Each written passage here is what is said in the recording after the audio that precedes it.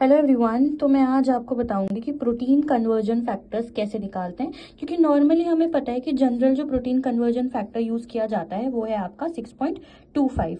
अब ये निकलता कैसे है? तो अगर हम बात करेंगे जनरल प्रोटीन की या जनरल फूड्स की, तो वहां पे आपका जो नाइट्रोजन परसेंटेज होती है वो लगभग 16% होती है।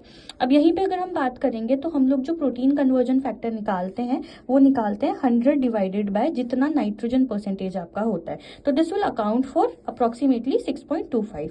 अब यहाँ पे अगर मैं कुछ स्पेसिफिक फूड्स की आपकी बात करूं तो उनका प्रोटीन कन्वर्जन फैक्टर जो है वो 6.25 नहीं आता है। एग्जाम्पल है आपका मिल्क, सबसे बड़ा एग्जाम्पल आपका मिल्क है। अगर आपको पूछा जाता है कि डेयरी इंडस्ट्री में या डेयरी प्रोसेसिंग में जो प्रोटीन कन्वर्जन फैक्टर हम यूज करते हैं तो क्या वो 6.25 है? तो जी नहीं।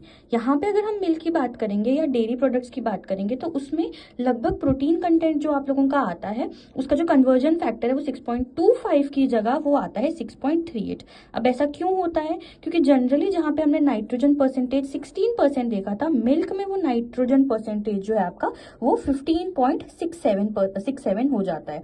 अब यहीं पे अगर आप लोग इसको डिवाइड करोगे 100 से तो आप लोगों को लगभग लगभग जो आंसर मिलेगा वो मिलेगा 6.38। तो यही कन्वर्जन फैक्टर है, प्रोटीन कन्वर्जन फैक्टर जो हम लोग आप लोगों के डेयरी इंडस्ट्री में यूज करते हैं। अब आप मुझे कमेंट सेक्शन में बताओगे कि आप लोगों का वीट का कन्वर्जन फैक्टर जो है वो कितना होता है।